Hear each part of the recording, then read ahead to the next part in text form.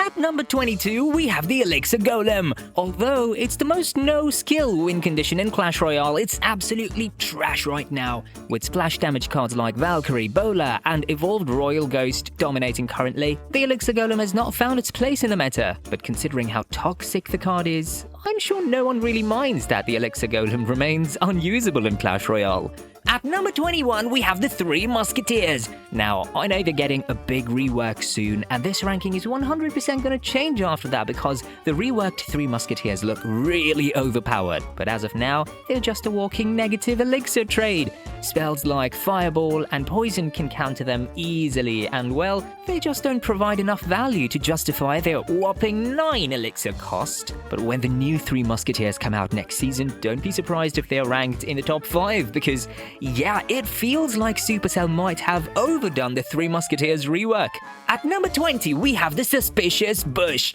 There's like only one decent deck featuring the Suspicious Bush in the top 1000 right now. Exclude that deck and no one uses this card anymore. Small spells are all over the meta and that's bad news for the Suspicious Bush. The card has a horrible 1% use rate and only a 47% win rate in Clash Royale currently.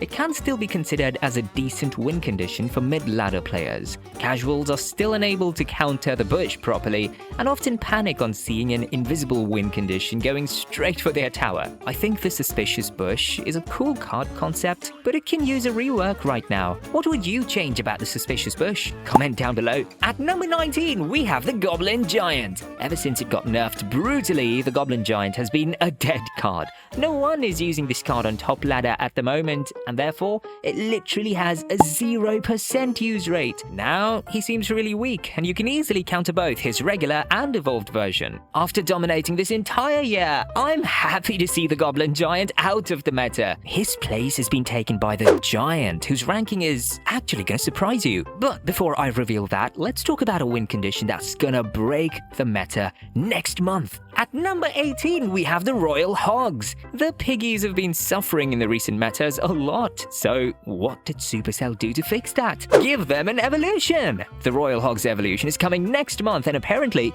they can fly. Seems like Supercell took the idiom "when pigs fly" seriously, but they look broken and they're definitely going to be the number 1 win condition next month.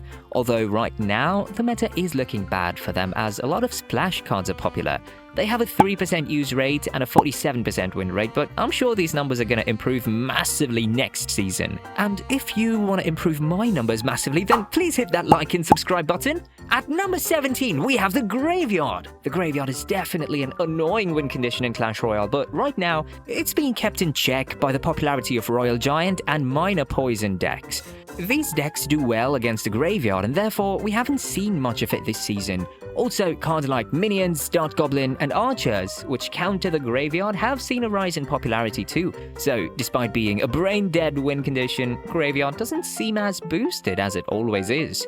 At number 16, we have the Lava Hound. The Lava Hound is a popular tank in the game right now. You'll see a lot of Lava Hound decks being played on top ladder as well as mid ladder, but is the archetype popular because of how good the Lava Hound is? Well, not really. Lava Hound as a solo win condition is not in a good state at the moment, but when you combine it with other broken cards in the meta like Balloon, Evolved Valkyrie, and Evolved Inferno Dragon, the archetype becomes deadly. So while Lava Hound decks are popular in general, the win condition in itself is not that great and is basically carried by other broken cards. At number 15, we have the Goblin Barrel.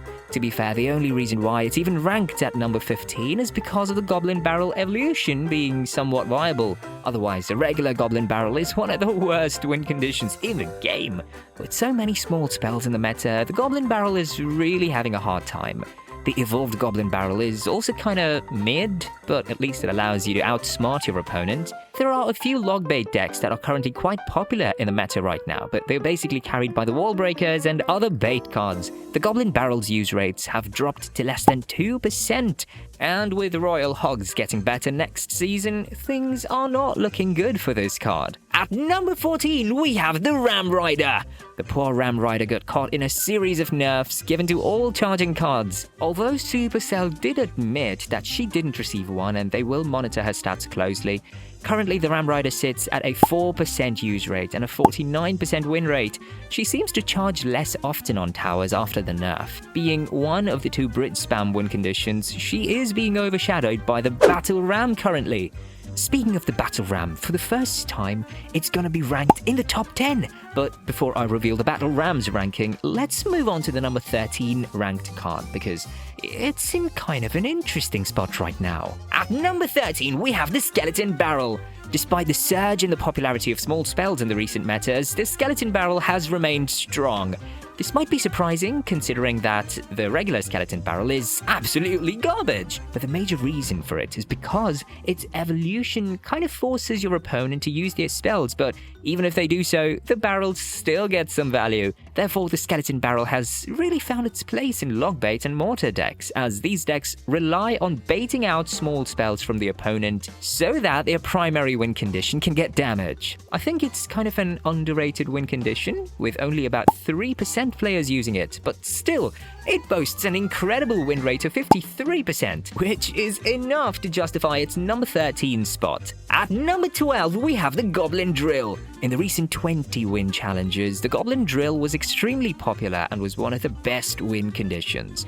Even when its evolution is so bad, the regular version of the drill always seems to get you some value, and when paired with the right cards like Snowball, it's basically guaranteed damage every time. This makes Goblin Drill one of the most annoying win conditions in Clash Royale. Currently, it has a 4% use rate and a 52% win rate, which are great stats to be honest. Apparently, its evolved version is getting buffed soon, so I think the overall win condition is gonna be even better than it is right now. At number 11, we have the Hog Rider. The Hog Rider is one of the most reliable win conditions in Clash Royale. Even when the current meta doesn't really favor him, some Hog decks are still finding a way to win.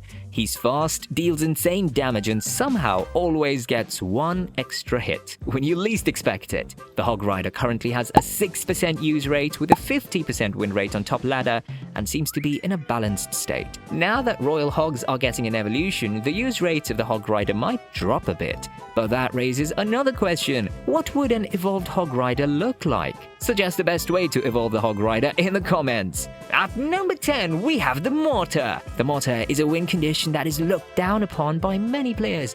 I don't think many players understand how good the Mortar really is. Both its regular and evolved versions are pretty good. Mortar decks are always performing decently, regardless of the meta. The Mortar has some of the best stats on top ladder out of any win condition. It's used in about 4% of the decks and has a 53% win rate. It's clear that pros love this card, but it's time that casuals start playing it more often too. Mortar decks can usually beat most matchups, therefore it's one of the best archetypes to invest your resources in. At number 9, we have the Battle Ram. Ranking the Battle Ram this high is something I thought I'd never do. It's always been one of the worst win conditions in the game, but apparently it's synergizing really well with the new evolved Royal Ghost, which is why its use rates are flying compared to before. It used to have almost a 0% use rate a few months back, but now it's 6%. It's used in P.E.K.K.A. Bridge Spam, regular Bridge Spam decks, and even some off-meta Giant Skeleton Spam decks.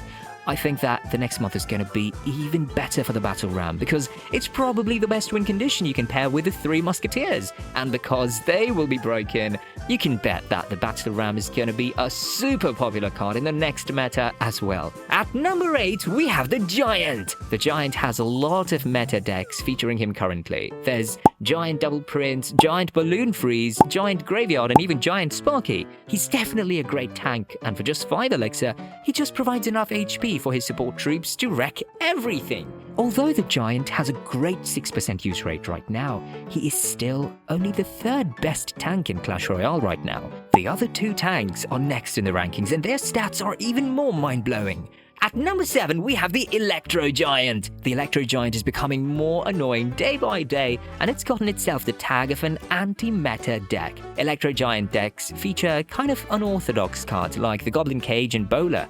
They're not used in many decks, but with Electro Giant, the combos become deadly. I think one of the major reasons why Electro Giant is suddenly trending is because it counters both the new evolutions, the evolved Skeleton Army and the evolved Royal Ghost. That's why it boasts an incredible use rate of 7% in this meta and is ranked so high in this list. At number 6, we have the Golem. The Golem is the king of beatdown decks, and no tank even comes close. The last couple of metas have been really good for Golem, and it's nice because the archetype was basically dead since a few years. The evolved Royal Ghost has further boosted the archetype as he pairs really well with the Golem. The Golem is a big threat to the towers, even with a little HP left. Even a Golem with less HP left can take down half your towers because the Golemites also do a lot of damage combined. The Golem has a massive 9% use rate right now on top ladder. The only reason why it doesn't have a double-digit use rate at the moment is because